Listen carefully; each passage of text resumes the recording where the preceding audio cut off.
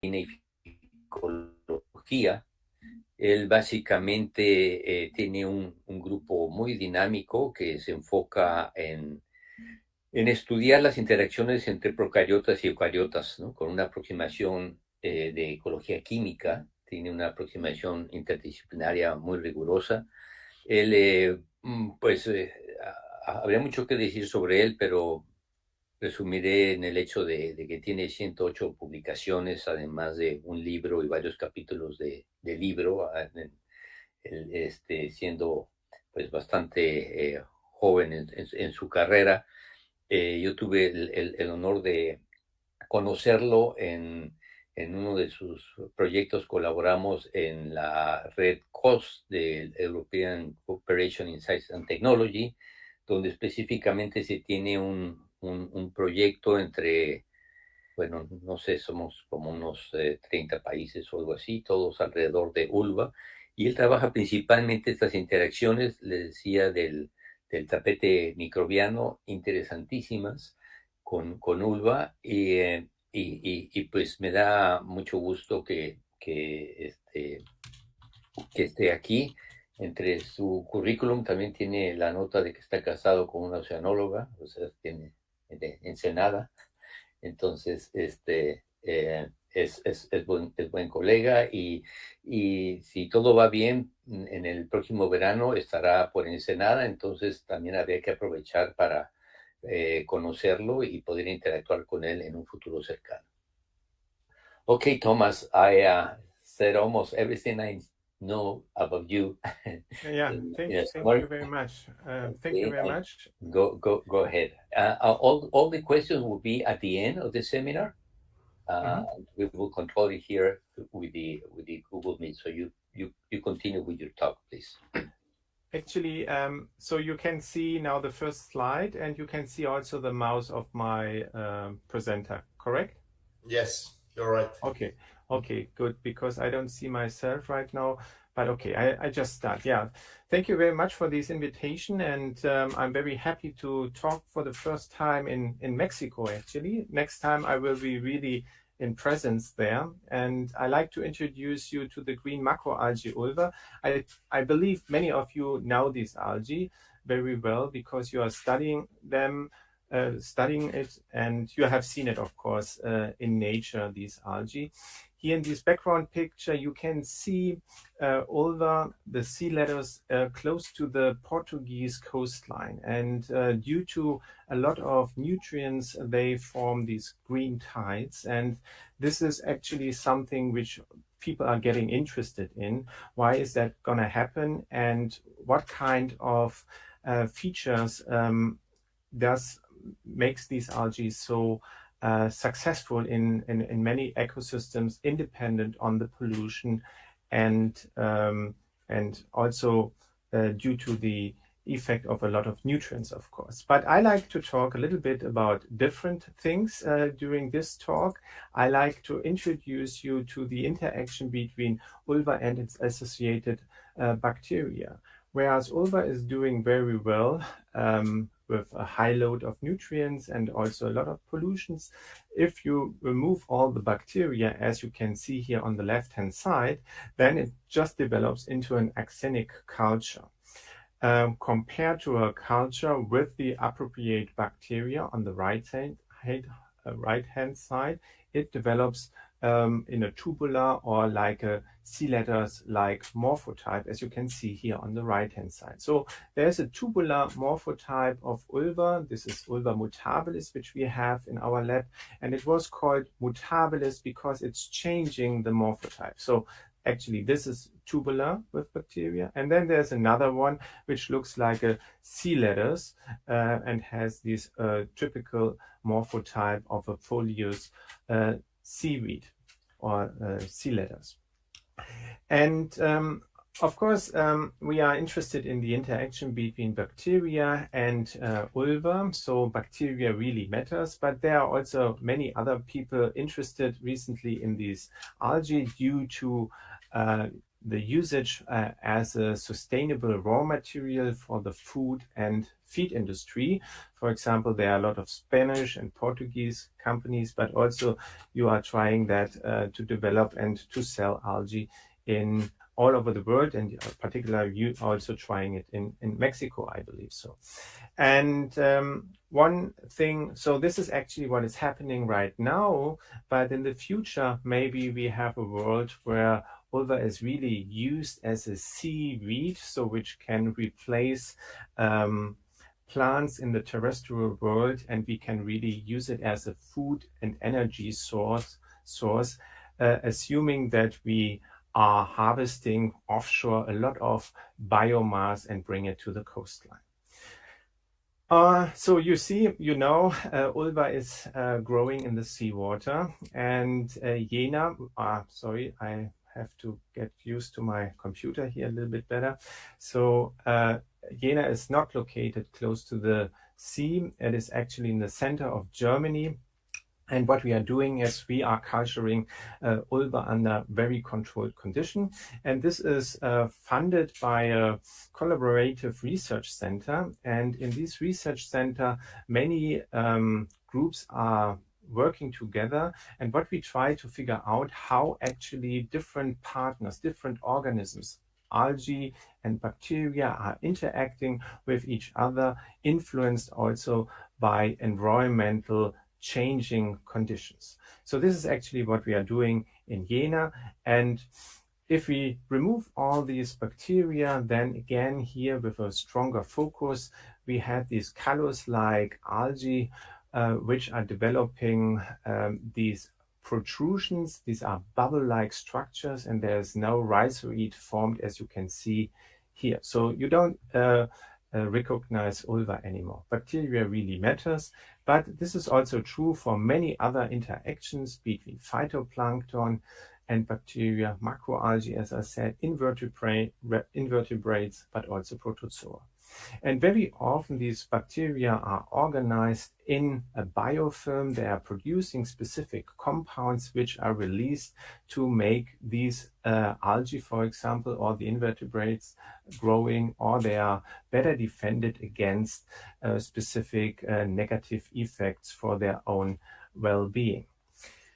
Okay, so we have a couple of questions which we like to address in our research field. One is, how is the Ulva life cycle and sporulation regulated? So this is one question. And then the other one is what I'm talking about all the time is which chemically mediated interactions contribute to the symbiosis between the macroalgae and the bacteria. And the third one, how does the holobond respond to changes in its environment? So these are these questions which we try to understand, and we have a toolbox to do that. First of all, in Jena, very far away from the coastline, we have to have standardized Ulva cultures.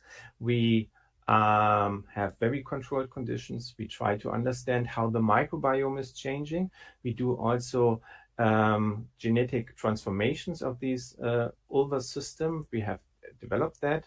And then last but not least, very important, we are interested in the chemicals, of course. And for that reason, we are using mass spectrometry, also omics like metabolomics. But in many cases, we are just looking for a specific compound in a bioassay guided purification of bioactive compounds, for example, those which are triggering and promoting the growth of Ulva. So I said we are interested in the interaction between bacteria and the algae. That means we need to have an algae which is bacteria-free. And we are doing that by purifying the gametes from its associated bacteria. And to do so, we need to have, in the first place, gametes. And for that reason, we tried in many years to regulate the life cycle of Ulva mutabilis, to understand what's going on, how can we change the life cycle to our favor. And what we are doing is actually we are propagating only the gametes. So if the gametes are released and they do not find a mating partner, they develop again into a gametophyte. And in this way, we get clonal haploid gametophytes, and that's a very important thing to have reproducible results in our research. As I mentioned in the beginning, there are two different morphotypes. One is more these sea lettuce-like morphotype, and the other one is more tubular. Both are relatives of, or they belong to the same species of Ulva mutabilis. It's the same species.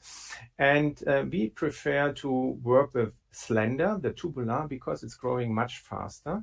However, there's there's one interesting feature. It has also only a primary rhizoid, so it's not very well hooked up to the sediment, and this algae is floating with its growing, with its aging.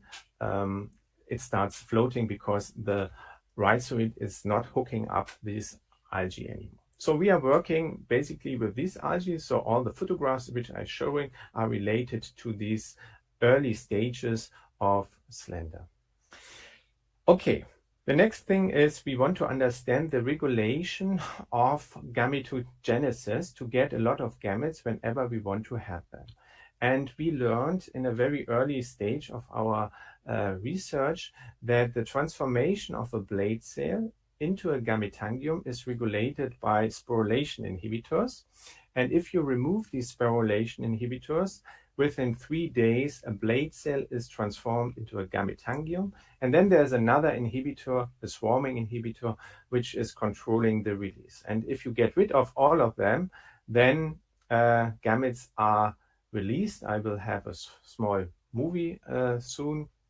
So these sporulation inhibitors, there are actually two. One sporulation inhibitor is part of the cell wall, and the other sporulation inhibitor is in between these, in the lumen between these two layers of the ulvar tissue. So as soon as you remove them by cutting and washing the algae, a blade cell is developing into a gametangium, as you can see here. If you add the sporulation inhibitor again after washing, so the whole process is stopped.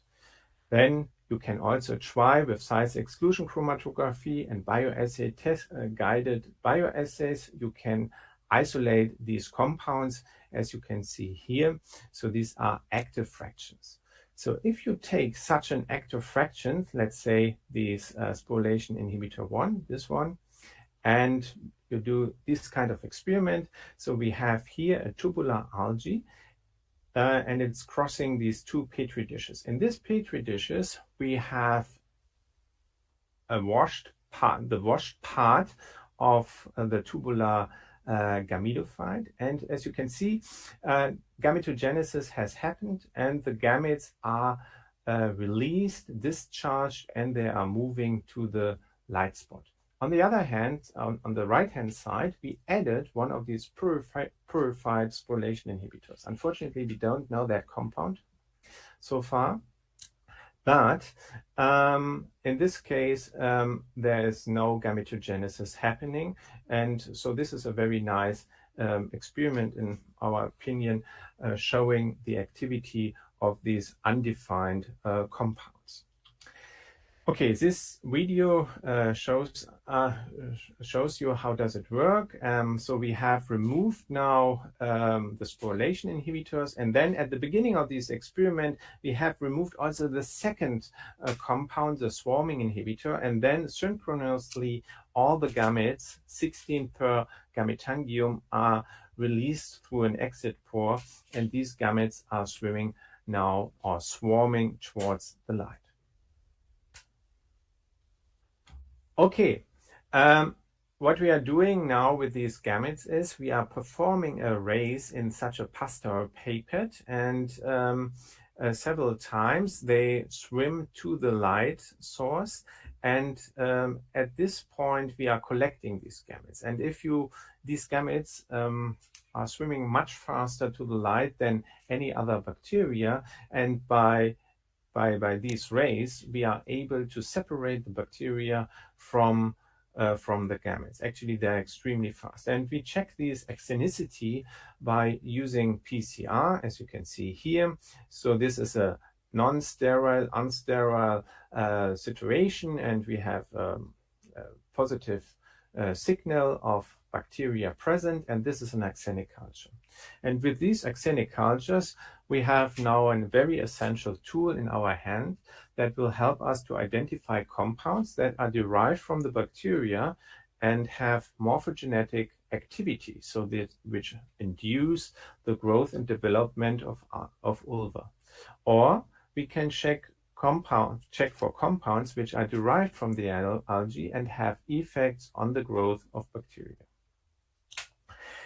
Using a very old technique, or nowadays a very old technique, denaturing gradient gel electrophoresis, DGGE, we can monitor this procedure. So for example, this is before purification. Each of these bands is indicating a population of bacteria, let's say it in this way, and then step by purification, going through this Pasteur pipette, we are getting less and less bacteria until we have an axenic situation, and then ulva develops in this way. If we isolate bacteria which are causing this kind of signal, then we see there's a partial induction. For example, here we see some cell division, but no rhizoid formation, and there's still these bubble-like structures. However, we can recognize longitudinal growth. Okay, so there are even bacteria with different functionalities, with different ecophysiological functions, and we have then screened hundreds or thousands of different bacteria by removing them with a swab from such a surface, from an algae surface. We were plating them, and then we have tested actually these bacteria for their morphogenetic activity. We did that with algae which were freshly collected from the Mediterranean Sea, for example, but also with our algae which were for 50, 60 years in culture. I forgot to say that these algae, Ulva mutabilis, which is in our collection, is there since 60, 70 years. And this gives us an opportunity to identify what we call a core microbiome. So for example, the OTUs, so the operational taxonomic units, which stands for the biodiversity of the bacteria, is very high in nature, but in the lab it's very reduced. But there are 12 OTUs, 12, let's say, differently identified bacteria strains are present in both cases. And to make a very long story short, 2 out of them were very important. And one of this is actually Roseovarius, this one on the left-hand side, and the other one, Maribacter. Roseovarius, as you have seen in the previous slide, is inducing the longitudinal growth. It's really promotes cell division, but the rhizoid is completely missing. And the cell wall has still these protrusions. The other bacterium on the right-hand side promotes only cell differentiation. So we see here rhizoids, primary rhizoids, but there's no growth, no longitudinal growth. The cell wall looks okay. Only the combination of both bacteria, as you can see on the right-hand side, results in the normal morphogenesis. This is actually the system what we are using. Here on the left-hand side, again, axenic cultures. This is just with Roseovarius, and here we have 2 bacteria added, and they grow complete and or to the complete morphotype, and everything looks well and healthy. The next experiment is pretty interesting in my opinion. So this is an exception. So from all the other pictures, this is a wild type. You have a real stronger holdfast. There are a lot of rhizoids formed. So this is just due to the activity of Maribacter. And if you add Roseovarius, the second one, then the thallus or the blade cell division is activated. As a chemical ecology, you are now interested in the question, are chemicals really part of these induction of growth and morphogenesis? And what we are doing is usually we try to separate these two organisms with a membrane. Here's a membrane, and here we have the bacteria, and here there are axenic gametes. And as you can see, they are growing very nicely. And on the left-hand side, the bacteria are producing morphogenetic compounds which are penetrating the membrane and inducing growth. So they are still axenic, but they look nice. They look healthy. They look well developed. So that means the compounds which are produced by the bacteria and released into the medium are diffusible. So it's not necessary to have a direct contact between the bacteria and the algae. So you can separate them. That's a very important finding in our, So to summarize, we have now reduced the complexity of so many microbes in the environment to just two key players and established a tripartite community with Ulva mutabilis and two bacteria with different morphogenetic activity for the growth and morphogenesis. So the next question was then how the bacteria can really find Ulva. And one thing is that we have seen in a very early stage of our investigations that the bacteria are just accumulating on one pole of the germling. So these are two cells of Ulva, and here we have Rosiovarius. And then the question is there an attraction via specific compounds? And yes, maybe, because these bacteria are also moving. So they are moving in all kinds of directions. As you can see here on such a soft agar, Rosiovarius is actually motile. And to figure out which compounds might be interested or involved in that, we have done extracts and did a very simple capillary tube chemoattractant bioassay. So this tube is filled with specific fractions of compounds which we have extracted, and then we checked whether the bacteria, in this case Rosiovarius, is moving into these capilla or not. And then we were counting basically the cells in such a capillary tube, and we could identify a response factor. Doing so, we found a very common compound, DMSP. So this dimethyl sulfonium propionate is a very common product in Ulva, and it works indeed as a chemoattractant. So this is our first compound which we have identified, which contributes to the attractions of Rosiovarius. It is produced by Ulva, and even axenic gametes or an axenic kali is producing DMSP. So this is DMSP in thallus or per fresh weight, and even gametes are producing that. That's important.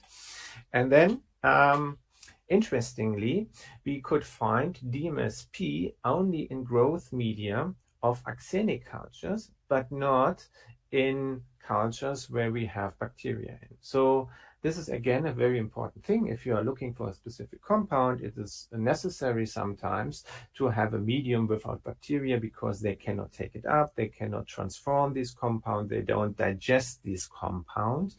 And so we were able to see DMSP is present in axenic cultures, but not in a tripartite community. This is what I said. Rosiovarius is actually attracted by DMSP.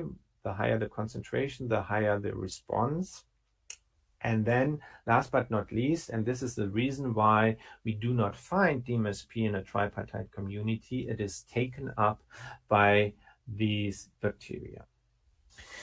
Okay, the next question was then, okay, the bacteria have found its host, its Ulva. But the question is, why do they do that? And one idea could be a DMSP is a very general signal. So DMSP is just telling the bacteria there is a photosynthetic organism which is producing a carbon source, for example. So because many algae are producing DMSP and releasing it into the environment, even also diatoms and other phytoplankton. Okay, feeding the bacteria seems to be important, and here we did a different approach. We used an exometabolomic approach. We have our standardized cultures, and then we try to get as many compounds released into this chemosphere. We call it chemosphere. This is the space where bacteria and algae interacting with each other via signal molecules. Okay, so we try to identify as many compounds as possible in such a growth medium. And we did it with extraction, then it is sterilized in this specific case to make it feasible to do gas chromatography coupled with mass spectrometry. We got a lot of chromatograms, and then at the end we have a list. So it's a very simplified a list of compounds, and one compound was actually accumulating in the growth medium, particularly in an axenic culture. So this was glycerol, was increasing, as you can see here, over the time within 3 weeks. And the funny thing is with glycerol, this is the only carbon source which is used for growth by this bacteria Rosevarius, or at least which we have tested. We have tested a lot of different sources, but glycerol was now an indication due to this exometabolomic approach that this might be particularly important. And indeed, Rosevarius is growing very well with glycerol. As you can see here, this is the optical density over time, and this is our culture medium without any or another carbon source like glucose, fructose, and so on. This doesn't work, but with glycerol, they are growing very well. Now my computer, okay, so I'm back. So glycerol is the second compound, and to have a just quick summary in between. So DMSP is released, bacteria are attracted, and then the algae is feeding the bacteria with glycerol. Then bacteria can be also attracted. Bacteria can also attract sperm cell, the germ cells, particularly the zooids with these quorum sensing signals. But this was already investigated by Kello at the University in Birmingham a while ago. So this goes in both directions. However, we are now interested in the morphogenes, which are involved in the algal development and promoting algal development. And for that reason, we went back to Portugal to have a bigger facility for culture medium, because it was very clear that we had to have a lot of growth medium to get this hormone-like compound, which is produced and released at very low concentration, and for that reason also very bioactive. So what we did is we did a bioassay guided purification, and whenever we see something like this, a rhizoid formation, that means without any of these bubble-like structures, without any protrusions, we said, okay, that's an active fraction, we have to go for it. So we did that for almost 5 years because we did not have the right apparatus at the beginning to see actually any signal in mass spectrometry, although the activity was always there. But finally, we were able to do it, and this is summarized here. So this is the aquaculture, this is a bacterial medium, and this is a standard of that compound which we have identified finally after purification of hundreds of liters of this growth medium. It is actually phthalocene, and this compound is known for a similar activity in a different system with monostroma and its associated bacteria, but at that time it was promoting actually the thallus formation, and for that reason it is also called thallosine. But in our case with Ulva and not with the other algae, monostroma, it is activating the rhizoid formation. So this is Rosevarius plus thallosine. We have replaced Maribacter with thallosine. I go back to this again. So maybe I didn't say that. We have found it in aquaculture. We have found it in aquaculture and in the Maribacter. This was the second bacterium, you remember. And yeah, we can replace now Maribacter with thallosine. And then we have, for the first time, a complete growth with thallosine and just one bacteria, as you can see here on the right-hand side. This is a negative control with anything. It's an axenic culture. Okay, so thallosine is now actually in charge of the rhizoid formation and the morphogenesis. The question is, can be thallosine taken up in somehow? And yes, it is possible, but we were wondering whether thallosine itself is taken up or its metal complex. You can see here two thallosine molecules, and it is coordinated to iron. And these 2-to-1 complex is actually taken up. Again, we checked that with mass spectrometry. You can do that by labeling the iron with iron 58. This is a non-common stable isotope. And then you can measure actually very easily the iron content in the cells, which is here actually the gametes. So it was an uptake experiment with gametes. So the gametes are able to take up these complex measured by iron 58 as a, let's say, as a tracer in this case. Okay, so this complex is even taken up and can be used by the algae as a hormone-like bacterial compound.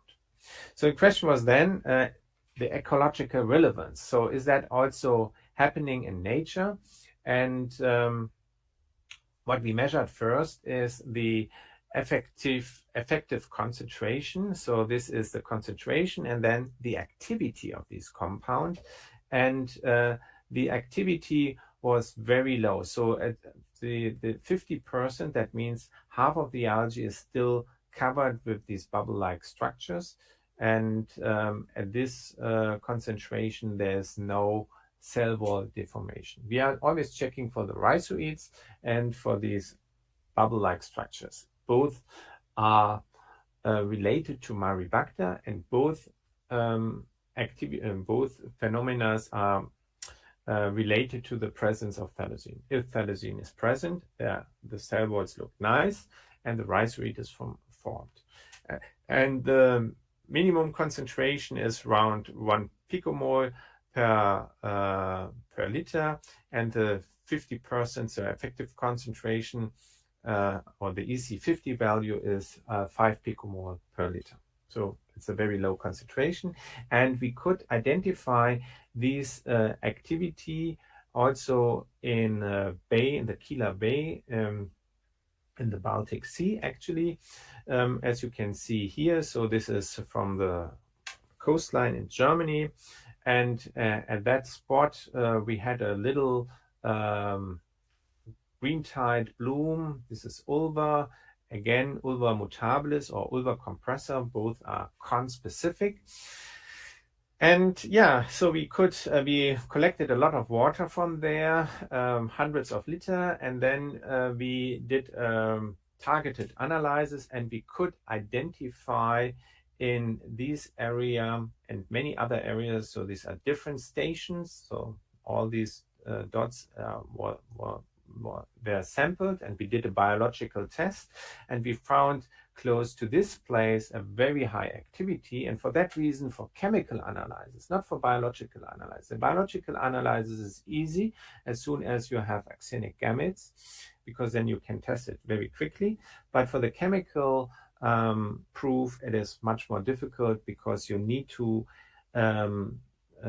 concentrate, at least in this case, 100 to 300 liters of water to get a tiny signal with a highly sensitive mass spectrometer, as you can see here. So this is a standard. And then we have here two signals related to these two places where we really could detect phthalocene in the seawater. Nowadays, we try to offer also these kind of analyses to aquaculture or to scientists who are running aquaculture. And we have, for that reason, established a protocol, so where and improved the chemical analysis, so that we need much less water. Usually we can now reduce 100 liters to only 2 liters. And I think this is more or less doable for everybody to perform such a solid phase extraction. And then the solid phase extraction is sent to our laboratory, and we do the cleanup and the analysis of phthalocene if it is present. As you can see here, this is a standard chromatogram. So this is actually a positive direct measurement of phthalocene in an aquaculture. Okay, as a chemist, you are also interested in the mode of action, and this is called a structure-activity relationship. And in collaboration with Professor Arndt, he is an organic chemist at our institute. So I mentioned at the beginning, we have this collaborative center, and we are all working together with our expertises on similar questions. We synthesized many derivatives with different functionalities, as you can see here. And it turns out that these carboxy functions are very important for the activity.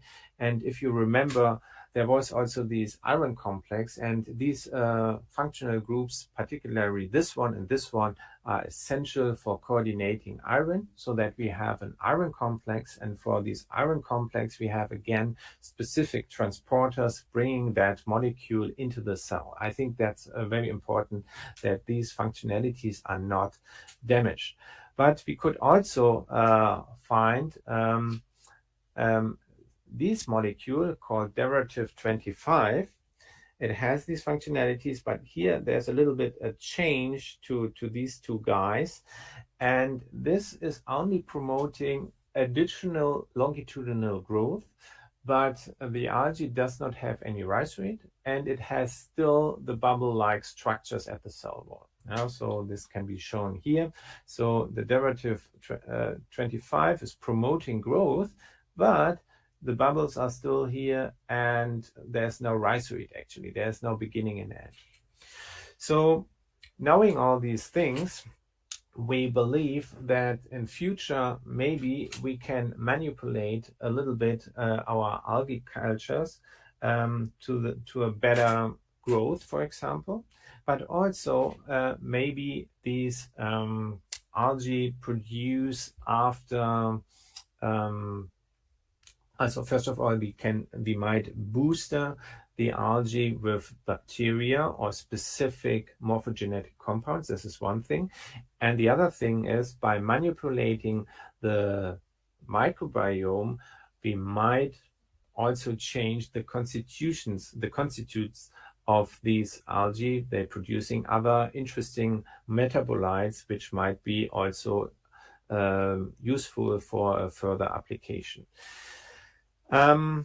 Certainly to test these things, in my opinion, we need always actinic cultures, and then we can have a designed microbiome, and this combination maybe comes up with a new trait and new phenotype. Of course, you can also manipulate either the algae or the bacteria with and creating GMOs, but maybe this is not a solution because people don't like that and we cannot control the spread of these GMOs. So for that reason, it's not recommended.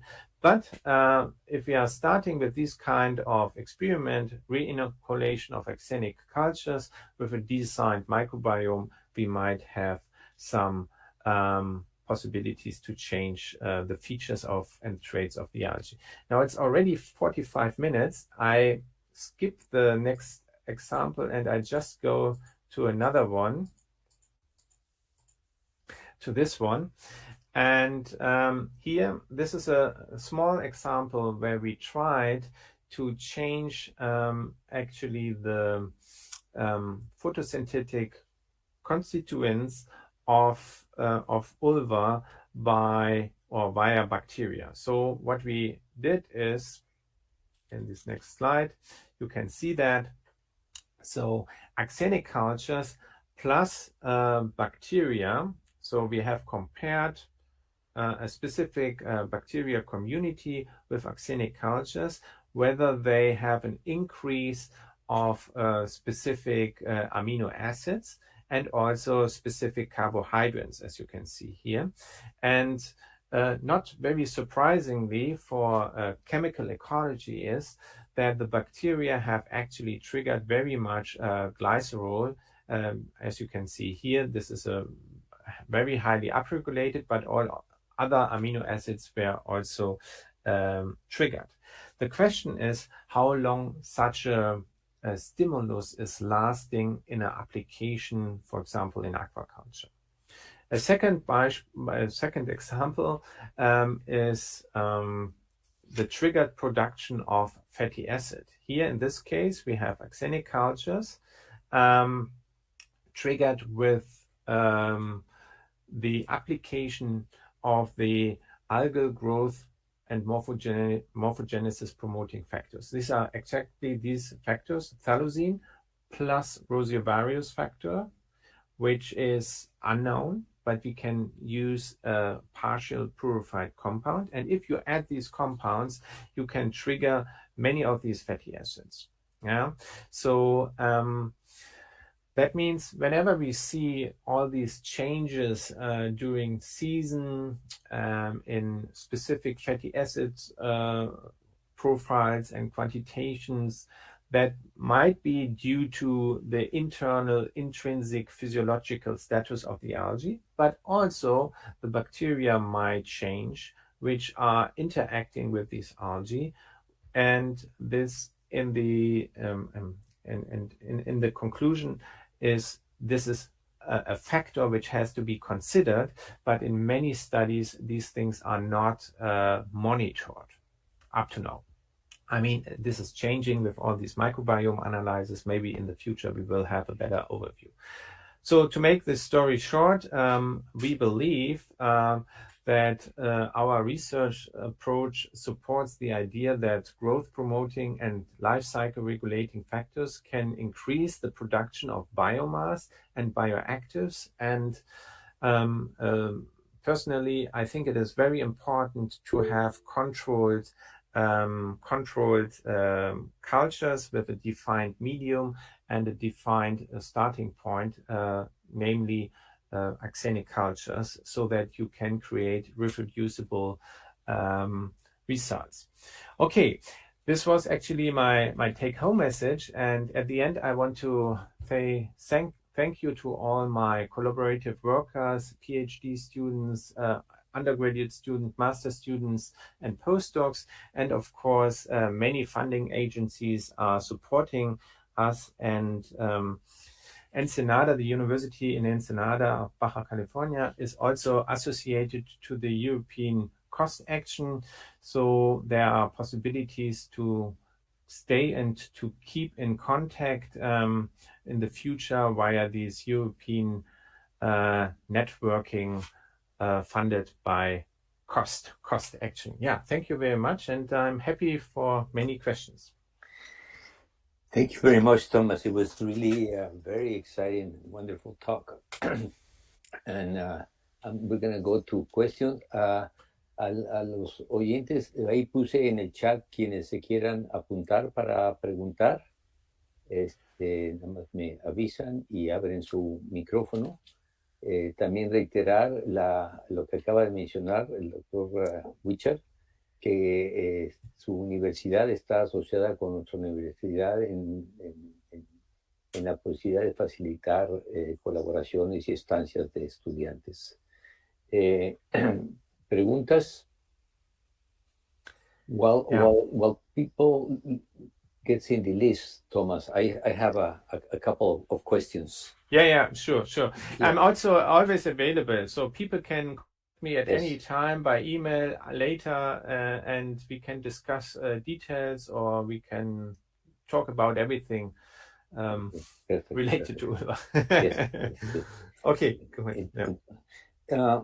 When you were describing the gametogenesis, and then you said, well, if the gamete doesn't find another gamete, it will form another gametophyte, just like parthenogenesis, I will understand.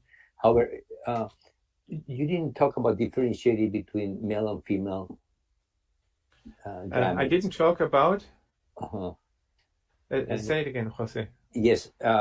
When you talk about gametes, you just talk gametes in general, no male and female. And my question is, were you able to differentiate males and females? And when you talk about the capacity of the gametophyte to form another gametophyte, which will be normally by parthenogenesis. Okay. The male can do that? Yeah, certainly. What is happening is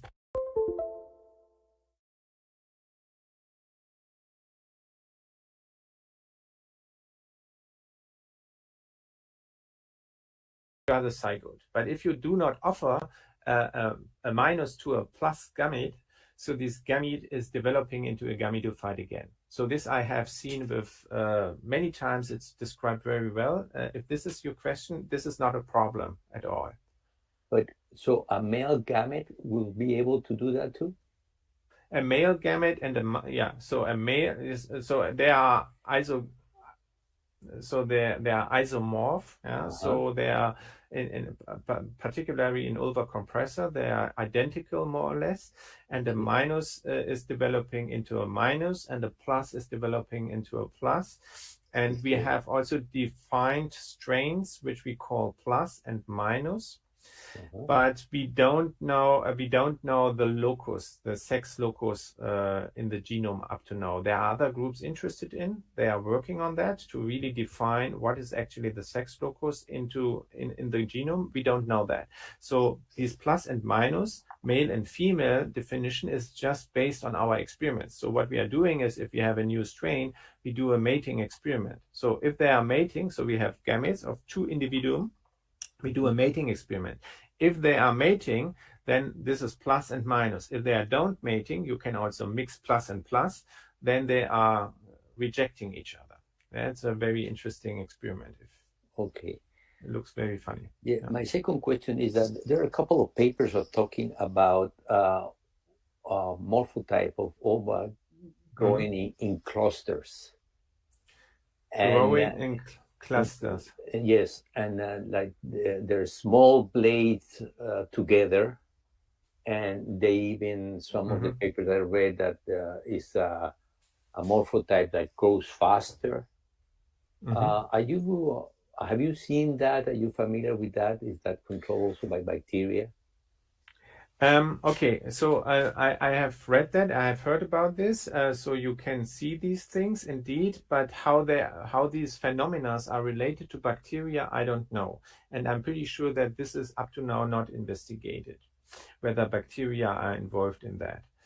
But what I can say, so these clustering, so that you have these, or this is what you mean, correct? Yes. Yeah, but from all our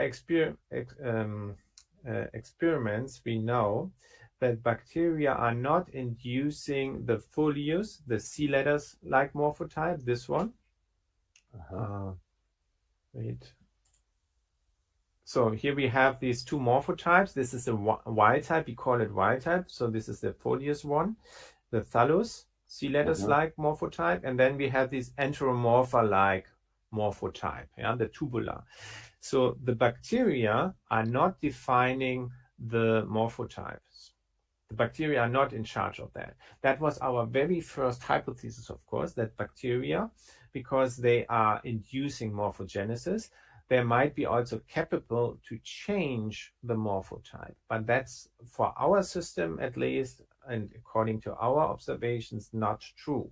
So if you're offering a tubular algae and the right bacteria, these two bacteria, then it becomes a tubular. If you take the same bacteria and you are offering that to gametes which are developing usually into these thallus and these folius like algae, then they do that. So the bacteria just trigger an intrinsic program of the algae. Okay, so indirectly. So the change of morphotype, because this is switching to this one and this one is switching to this one, that is an open secret, or not an open, this is it's still a secret, and a couple of groups, including ours, our group is working on that to understand how this is working, what's going on actually. But the bacteria are not directly involved in this, according to my observation and experiments. Okay, so it's indirectly. Okay, Laura Rangel wants to ask you something. Adelante, Laura. Hi, Thomas. Hi, thank you Laura. for your presentation. I hope to meet you soon in person. My question is similar to Dr. Sertucci. I have some strains from Ulva that initially started as a sheet, but then has transitioned to the filamentous form. And I following the morphology. Some of them starting to become in blades, but some other ones no. My question is if you have any suggestion for recovering the sheet's morphology. So first of all, I have seen that also several times. Many people have seen that, and in the very beginning they thought these are two different species, but nowadays we know this is possible. So this is very typical, or many species can do that. I have seen that with Ulva rigida, Ulva compressa, Ulva fenestra, and so on. But the last question I did not understand. What did you say? What did you ask? If you have any suggestion for recovery the sheet morphology or blade morphology. If I have any suggestion for, and then that what the word I don't understand. To go back to the blade form. That can happen. Yeah. So you want to trigger that, or you ask me whether this is going to happen? She would like to trigger that. Okay. This is a very good question, and if I would have an answer, I would be very happy, but I don't have a question because many people say, okay, it's salinity, you can do a stress, but all these things are not reproducible. Of course, you can try this, and maybe this is working, but my feeling is that these things are only working once, and then not again. And I don't have a very systematically answer to that. There are many possibilities of what can happen actually with the genome, so that there are some master genes involved which are regulated under specific, or they're under the control we don't understand the regulation of these genes, and basically whether these are transposons, or there are plenty things possible, and then these things can be stimulated or not, but we don't know how this is really working. certainly if you give a stress like salinity that was shown by many people, they have seen that something is happening then in terms of morphology. But but we switch back from for example, in my case here with Ulva mutabilis, and you have really these trait of mutabilis, of changing, the changeable, that happens in every 300,000 cases. So you have 300,000 individuums, and then in one out of these is happening. This was already investigated in the 60s of the last century. They were counting that. How often is that happening? So, wow, a lot, yeah. a lot of good research. But I think this is not so complicated. If you have really a strain which is changing a lot, yeah, like this, and 1 out of 300,000, that's very easy. Yeah, so you need just a nice gametogenesis. You have millions of gametes, and then you are developing them all at the same time, and then you, of course, you can see this. This is how we do that, yeah. And then you see, okay, they are tubular, and then there's one which is different. Okay. But the trick is here to make it reproducible, that you need to have a clonal strain. Yeah, you cannot just go to the sea, collect something, and then you start these experiments. You need really a stable culture to make it reproducible, yeah, so that other people can do it again. Otherwise, it is just a unique observation. Okay, thank you. Yeah. Thomas, there is a question from Marta. Eugenio, creo. Sí. Her microphone doesn't work, but I'm going to read it for you. Yeah, I read it. Yeah. Okay, go ahead. Yeah. Okay, the question is, based on the results, what would you say is the next step to be taken in this research? Okay, that depends on your motivation and research. I mean, in terms of application, you can use this chemical ecology system to manipulate it, as I have introduced in the last slides, and to understand how to maintain an algae, to reduce sporulation events, for example, or to change the metabolites in the algae to your personal favor, and to increase biomass. So this is one thing. So you can do that either by selecting the right strain in terms of algae. People are doing that, or you can try, you stick to your strain because you need to stick to your strain because it's your local strain, and then you are changing the microbiome, for example. Yeah.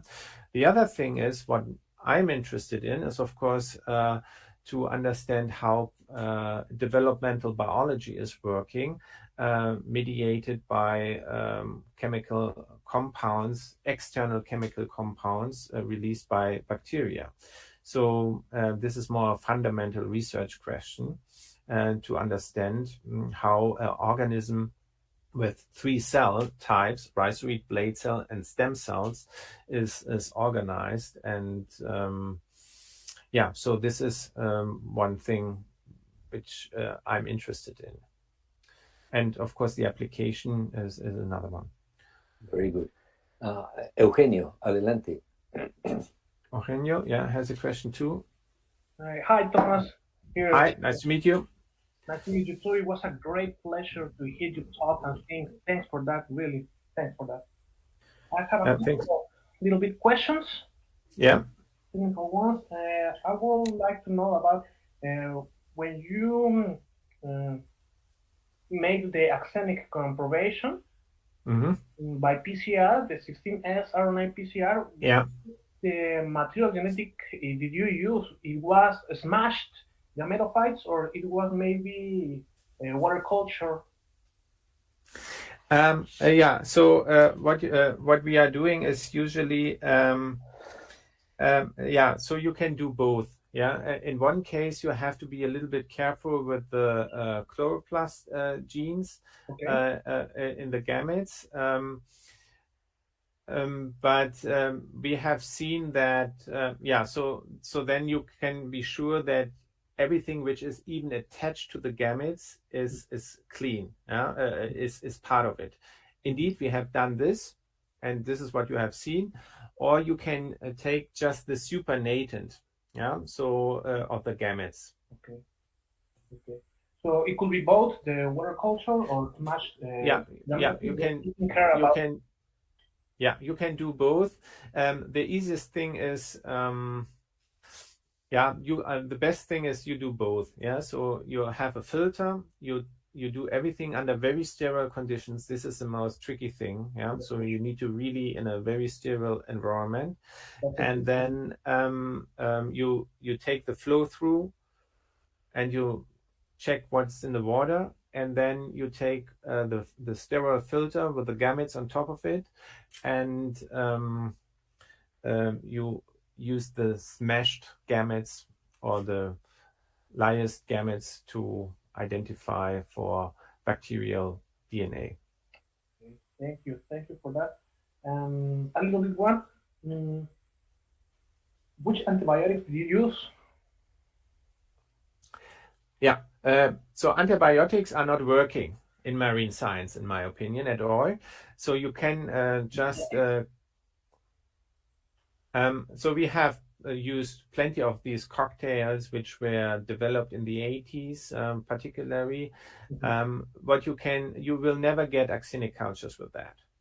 It is not with diatoms, not with anything. So this is just, if you read these things and you take these cultures, and it doesn't matter whether you take a smashed cell or just the supernatant, just take the supernatant of any of these actinic cultures which you get from the from collections, you will get a positive PCR. I have never seen that these cultures are really actinic.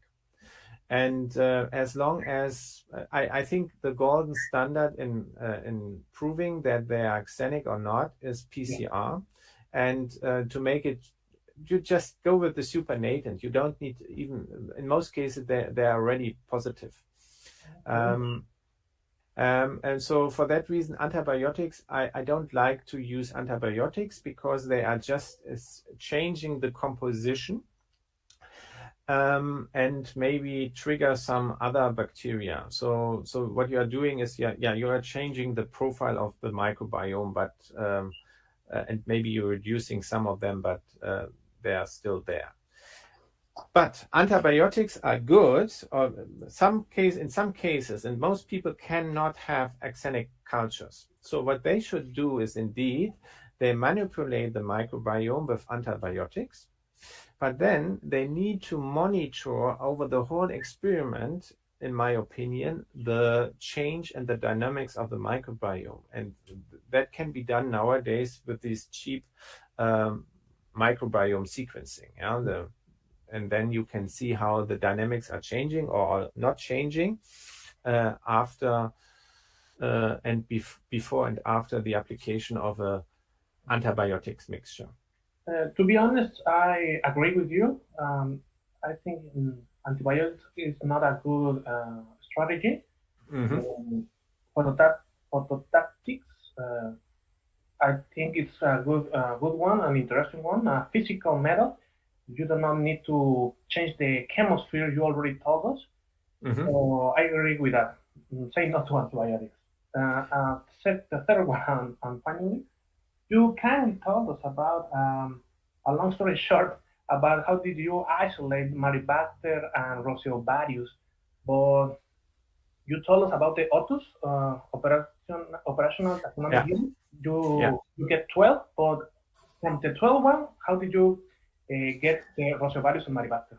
Yeah, okay. So this is actually a research line which is really summarized on 2-3 slides, but it took us 8 years, 7 years. It is a very long thing because at the beginning we even did not know how to do it. So what we did is basically we were culturing the algae on agar plates.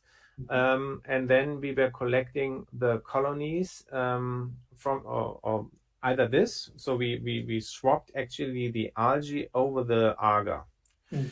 And then we were picking colonies, very basic, and we picked thousands of these colonies, and then each of these colony was tested individually, and then we figured out that, or we found that one colony, one bacteria is not able to induce the whole morphotype. And then we started, and that was very tedious, to combine all these bacteria with each other. And at this time, of course, we did not do any sequencing. It was just numbers, right? So we took this and this. And then by a lot of permutations, we found then at the end that one bacteria had to be there always. And that was a very specific one. It was orange. And then this was 20 years ago, actually. Then we sequenced, did a Sanger sequencing of this bacterium, and we recognized that this was called at that time cytophaga. And later on, it was then recalled into Maribacter. And so by in this way, we could identify two categories. One category was inducing the rhizoid. This was the Maribacter and the cell wall thingy. And the other one was just in charge of growth. So this was the Rosiovarius. So, and both together then could complete the morphogenesis. It was just by trial and error and many experiments.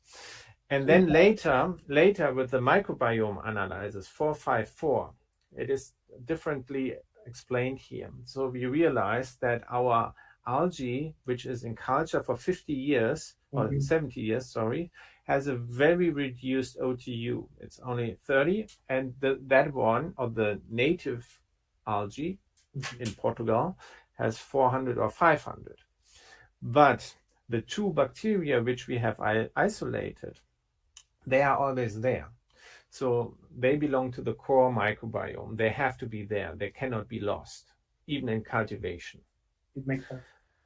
Maybe other bacteria which are necessary for the defense against other organisms, for example, biofouling on Ulva, they are lost in Ulva cultures because they are not necessary.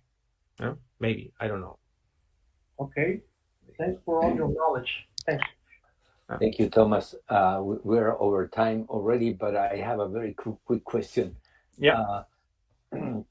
So there are several papers, and everybody has their own recipe to induce gametogenesis or sporogenesis.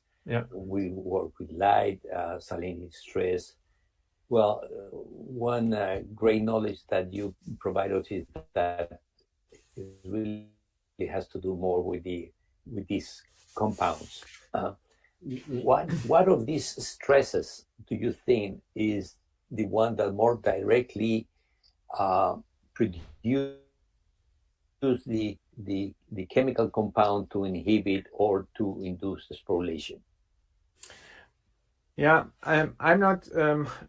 Okay. Maybe I hope I understood the question correctly. So first of all, I'm not sure that the sporulation inhibitors are always the answer.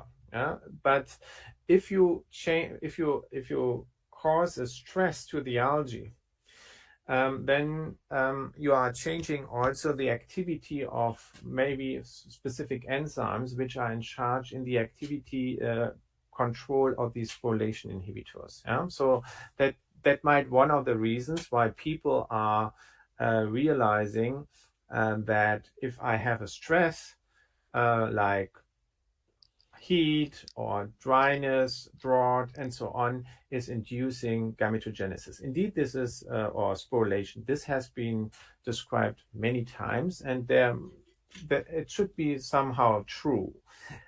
But I think what in these experiments is happening, they are changing the physiology of these algae, apparently, and maybe also the production of these compounds or the receptions of these sporulation inhibitors is changing. This is one thing. And then usually during all these heat and other stress inductions, they are changing also the medium. So they are not only changing, they are not stressing the cells, they are usually also transferring them to another fresh medium. And during this procedure, they are also diluting the accumulated sporulation inhibitors in their growth medium. This is a very typical side effect of all these treatments, and this is not recognized. I always say that to these people, okay, just keep it in the medium as it is and do the heat stress. Is it still the same, or do you see something different? That could be a very easy experiment to check this. But usually it's a combination of stress plus changing the medium. Okay, thank you.